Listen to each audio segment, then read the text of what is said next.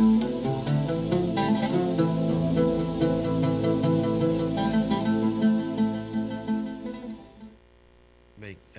para pemirsa TV Allah muliakan, kita lanjutkan kembali pembicaraan kita tentang tema ini, yaitu menjadi musuh ulama. Menjadi musuh ulama adalah sesuatu yang sangat kita hindari, jangan sampai terjadi pada diri kita, karena ulama ini adalah sebagai pelanjut tugasnya para nabi. Dalam sebuah hadis yang sangat masyhur, Nabi SAW bersabda, "Al-ulama'u warathatul anbiya." Ulama itu adalah ahli warisnya para nabi. "Wal anbiya'u lam yuwarithu dinara wala dirhama." Dan para nabi itu tidak mewariskan dinar dan juga tidak mewariskan dirham. Innama warathul ilma. Tetapi yang diwariskan oleh mereka itu adalah ilmu. Faman akhadhahu akhadha bihadzi wafir. Siapa yang mengambil ilmunya, ilmu ulama-ulama itu, ilmu para nabi tersebut, akhadha bihadzi wafir. Maka dia telah mengambil keuntungan yang banyak sekali. Keuntungan yang besar sekali. Nah, para pemirsa TV Allah muliakan. Jadi kalau tadi kita sebutkan berkenaan dengan orang-orang yang menisbahkan dirinya kepada sesuatu mazhab, akan menjadi musuh dari imam-imam mazhab itu, maka bisa jadi juga di samping menisbahkan diri kepada mazhab itu, ada juga orang yang kemudian memusuhi mazhab lain, ya, memusuhi mazhab lain, sehingga tidak mencari tahu apakah benar orang-orang yang di mazhab tersebut berpendapat seperti pendapat yang dipahami oleh orang ini. Ini yang sering kita lihat di masyarakat kita. Ada orang yang misalnya tidak setuju dengan pandangan sesuatu mazhab, lalu kita langsung menganggap mazhab itu memang berpandangan seperti itu. Padahal sebenarnya tidak. Ya. Ini yang karena kita tidak ingin mengkajinya lebih dalam.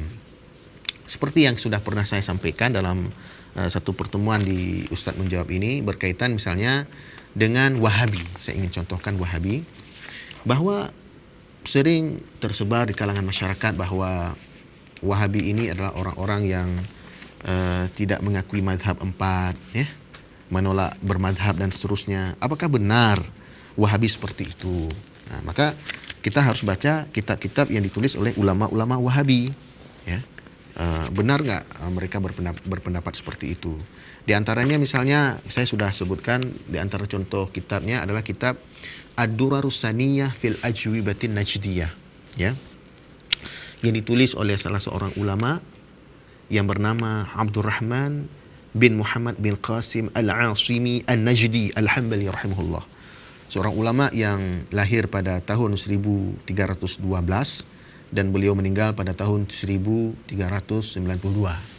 Nah, kalau kita ingin tahu bagaimana ajaran Wahabi sebenarnya, itu kita perlu baca kitab ini. Nah, ini langsung beliau menukil dari ucapan-ucapan pendiri Wahabi itu sendiri, yaitu Asy-Syaikh Muhammad bin Abdul Wahhab rahimahullah. Nah, disebut di sini apakah memang seperti yang sering kita dengar bahwa Muhammad bin Abdul Wahhab ini menolak mazhab 4, ya, tidak bermazhab kepada salah satu mazhab dan seterusnya. Maka dengan kita baca kitab ini kita bisa tahu, ya. Misalnya di halaman 34, ya, di antara yang beliau kutip yang dinukilkan oleh penulis kitab ini, yaitu Syekh Abdurrahman bin Muhammad bin Qasim Al-Asimi An-Najdi Al-Hambali, adalah ungkapan dari Syekh Muhammad bin Abdul Wahhab rahimahullah berkaitan dengan tuduhan, ya, ini tuduhan kepada beliau. Dikatakan oleh Syekh Muhammad bin Abdul Wahhab, di antara tuduhan itu, faminha qauluhu inni mubtilu kutubil madzahibil arba'ah wa inni aqul innan nasa min 600 sanatin laisu ala syai'. Di antara tuduhan kepada saya, kata Syekh Muhammad bin Abdul Wahhab rahimahullah, adalah tuduhan yang mengatakan sesungguhnya saya menolak kitab-kitab mazhab 4. Wa inni aqul, dan saya mengatakan dalam tuduhan itu, ya, dikatakan sesungguhnya manusia sejak 600 tahun yang lalu tidak lagi berada dalam ajaran yang benar. Laisu ala syai'. Wa inni adda'il ijtihad, dan saya mengaku ijtihad, ya. Wa inni kharijun 'anit taqlid, dan saya keluar dari taklid. Saya tidak lagi bertaklid kepada mazhab yang 4, ya. tidak lagi bertaklid kepada salah seorang pun dari mazhab yang 4 ini. Saya sudah mujtahid. Nah, ini yang berkembang di masyarakat. Wa inni aqul inna ikhtilafal ulama niqmatun. Dan dalam tuduhan itu juga dikatakan bahwa saya mengatakan sungguhnya perselisihan ulama itu adalah sebuah musibah, sebuah bencana. Wa inni ukaffiru man tawassala bisalihin. Dan dikatakan juga bahwa saya mengkafirkan orang-orang yang bertawasul dengan orang-orang saleh. Wa inni ukaffirul Busiri, dan dikatakan juga saya mengkafirkan Al-Busiri. Liqaulihi ya akramal khalqi wa inni aqul law aqdiru ala hadmi qubbati Rasulillah sallallahu alaihi wasallam lahadamtuha. Kenapa saya mengkafirkan Busiri dalam tuduhan itu? Disebutkan bahwa karena ucapan Busiri ya akramal khalqi, wahai makhluk yang paling mulia. Nah, jadi Al-Busiri inilah salah seorang penulis kitab-kitab yang memuji Rasulullah, sampai ungkapan Busiri mengatakan ya akramal khalqi, wahai makhluk yang paling mulia. Jadi dari ungkapan Al-Busiri ini dituduhkan kepada Syekh Muhammad Ibn Wahab bahwa Syekh Muhammad Ibn Wahab telah mengkafirkan Al-Busiri dengan ungkapan Al-Busiri seperti ini. Wa inni aqul law aqdiru ala hadmi qubbati Rasulillah sallallahu alaihi wasallam lahadamtuha. Dan tuduhan yang lain kepada saya bahwa saya dikatakan seandainya saya mampu untuk merobohkan kubah Rasulullah sallallahu alaihi wasallam, maka akan saya robohkan. Walau aqdiru 'ala al-Ka'bah la akhadhtu mizabaha wa ja'altu laha mizaban min khashab. Wa inni uharrimu ziyarata qabri Nabi sallallahu alaihi wasallam wa inni unkiru ziyarata qabri al-walidain wa ghairihima. Dan dikatakan juga dalam tuduhan tersebut, sungguhnya saya mengharamkan menziarahi kubur Nabi sallallahu alaihi wasallam, dan saya juga mengingkari ziarah kubur orang tua Nabi dan selain mereka. Nah, semuanya disebutkan oleh beliau di sini. Apa kata beliau berikutnya? Jawabi an hadhil masail an aqula subhanaka hadza buhtanun azim. Jawabanku terhadap semua persoalan-persoalan tadi adalah aku katakan, Maha suci Engkau ya Allah, ini kebohongan yang besar. Nah, jadi kalau kita baca kitab beliau ini jelas bagi kita bagaimana sebenarnya pemahaman Wahabi tersebut. Ya, tidak seperti yang dituduhkan kepada beliau. Ya, ini boleh dibaca dalam kitab Ad-Durar As-Saniyah fil Ajwibatin Najdiyah. Ini juzuk yang pertama dalam Kitabul Aqaid. Nah, jadi para musajid yang Allah muliakan, kita perlu menyandarkan sesuatu itu kepada orang yang mengatakannya langsung, ya, seperti yang ungkapan-ungkapan yang kita sebutkan tadi dari ulama-ulama kita Ahlus Sunnah wal Jamaah. Dan ungkapan yang paling populer di antara yang lainnya yang bisa kita disebut di sini adalah ungkapan dari Syekhul Islam Ibnu Taimiyah rahimahullah. Beliau mengatakan, "Faman arada ayyan qula maqalatan an ta'ifatin falyasumma al-qaila wan naqila wa illa fa kullu ahadin yaqdiru 'ala al-kadhib."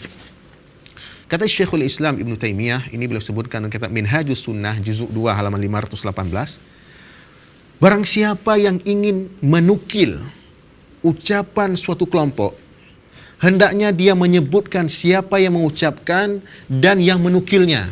Nah, seperti saya sebutkan tadi, ucapan dari Imam Al-Ghazali, ya, dinukilkan dari kitab apa? Dari kitab Ihya Ulumuddin. Nah, Imam Al-Ghazali menukil itu dari apa? Nah, juga kita perlu sebutkan. Kita baru tahu kalau kita baca kitab syarahan dari kitab Ihya Ulumuddin. Ya, misalnya kita contohkan di sini nukilan dari Imam Al-Ghazali rahimahullah yang kemudian dilengkapi oleh Murtadha Az-Zabidi dalam kitab Ithafus Sadatil Muttaqin bi Syarhi Ihya'i Ulumuddin, ya. Ini ada satu nukilan dari Al-Imam Murtadha Az-Zabidi rahimahullah taala. Misalnya ungkapan dari Imam Al-Ghazali rahimahullah yang disyarah oleh beliau dalam kitab ini, yaitu ketika Al-Imam Al-Ghazali rahimahullah menjelaskan tentang kenapa di zaman sahabat Nabi SAW tidak ada penulisan kitab-kitab, ya. Sekarang di zaman kita sudah banyak sekali kitab-kitab. Bahkan di zaman sahabat satu kitab pun tidak ada. Yang ada cuma satu kitab saja, itu Al-Quranul Karim. Ya. Di zaman Abu Bakar tentu lebih banyak, ada mushaf Zaid bin Thabit, ada mushaf Aisyah, ada mushaf Ali bin Abi Talib, ya. Ada mushaf Uthman, ya. Tapi kemudian disatukan di zaman Uthman bin Affan radhiyallahu anhu. Ketika menceritakan tentang itu, nah, Al-Imam Murtada Az-Zabidi mengutip dari kitab yang ditulis oleh Abu Taib, ini saya bacakan di sini, dikatakan qala sahibul qut, ya. Berkata penulis kitab Al-Qut, yaitu Qutul Qulub, ya, Abu Talib Al-Makki, كان العلماء الذين هم أئمة هؤلاء العلماء من طبقات الصحابة الأربعة ومن بعد الطبقة الأولى من خيار التابعين الذين انقرضوا قبل وضع الكتب كانوا يكرهون كتب الحديث وتصنيف الكتب لئلا يشتغل بها عن القرآن. Jadi ini satu contoh bahawa kalau kita menukil dari seseorang, maka kita perlu menyebut nukilan itu dari siapa. Jadi jangan kemudian langsung kita nisbahkan ini ucapan dari Ibnu Taimiyah. Ucapan Ibnu Taimiyah itu dari kitab Ibnu Taimiyah yang mana? Apakah kitab Majmu' Fatawanya, ya, atau kitab-kitab beliau yang lain? Ini ucapan dari Muhammad bin Wahab. Muhammad bin Wahab menyebutkan itu dalam kitab beliau yang mana? Kita perlu sampai seperti itu. Apakah kitab Tauhid, ya? Apakah kitab Kasyfus Syubhat, ya, atau kitab-kitab yang lain? Jadi inilah kaedah ilmiah yang perlu kita jaga pada saat kita menukil pendapat para ulama, agar kita jangan sampai seperti yang tadi disebutkan oleh Syekhul Islam Ibn Taimiyah dalam kitab Minhajus Sunnahnya, juzuk 2 halaman 518, kita termasuk orang-orang yang kadzib, berdusta. Kata beliau rahimahullah, man arada ayanqula maqalatan an ta'ifatin falyasumma al-qaila wan naqil.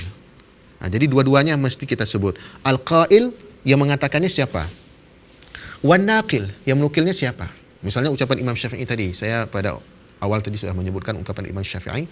Imam Syafi'i mengatakan al-ilmu baina ahli al-fadli wal aqli rahimun muttasil. Ilmu itu di kalangan orang-orang yang utama dan cerdas, ilmu itu akan menjadi hubungan yang tersambung. Itu ucapan Imam Syafi'i. Siapa yang mengatakan itu ucapan Imam Syafi'i? Imam Al-Ghazali. Udah, itu satu. Naqilnya kita sebut. Qail kita sebut itu Imam Syafi'i. Naqil, orang yang menukilnya kita sebut. Nah, Imam Al-Ghazali menyebutkannya di kitab apa? Ihya Ulumuddin. Halaman berapa? Sampai segitunya harus kita pastikan. Supaya jangan kemudian kita berdusta atas nama imam tersebut. Nanti kita akan menjadi musuh mereka di akhirat. Misalnya orang-orang yang misalnya kita ingin sebutkan memusuhi Wahabi lah, kita contohkan. Memusuhi Syekh Muhammad bin Wahab, ya. Maka kalau misalnya yang dikatakan itu bukan ucapan dari Muhammad bin Wahab, akan dimusuhi. Tapi kalau benar itu tidak menjadi masalah, ya. Kalau memang benar seperti yang disampaikan. Tapi kalau salah, hanya sebatas tuduhan-tuduhan, ini berbahaya, ya, akan menjadi musuhnya di akhirat. Bahkan pahala-pahala kita akan diberikan kepada beliau semua. Ini berbahayanya para pemirsa CTV yang dimuliakan Allah Subhanahu wa taala. Jadi kita bukan sebatas tahu tentang kebenaran, ini hak, ini batil, tapi kita juga coba belajar bagaimana agar kita mengikuti orang-orang yang telah mengikuti kebenaran dan menolak kebatilan itu. Seperti para ulama-ulama salaf yang kita sebutkan namanya tadi, yaitu Al-Imam Abu Hanifah rahimahullah ta'ala, Al-Imam Asy-Syafi'i rahimahullah ta'ala, kemudian Al-Imam Malik bin Anas rahimahullah, dan Al-Imam Ahmad bin Hanbal rahimahullah ta'ala. Baik, para pemirsa ACTV yang Allah muliakan, demikian saja yang bisa disampaikan dalam pertemuan yang singkat ini. Terima kasih atas segala perhatian, mohon maaf atas segala kekurangan. Kita tutup dengan doa kafaratul majlis. Subhanakallahumma wa bihamdika asyhadu an la ilaha illa anta astaghfiruka wa atubu ilaik. Assalamualaikum warahmatullahi wabarakatuh. Ya nurul hilal aqbil ta'ala الشيطان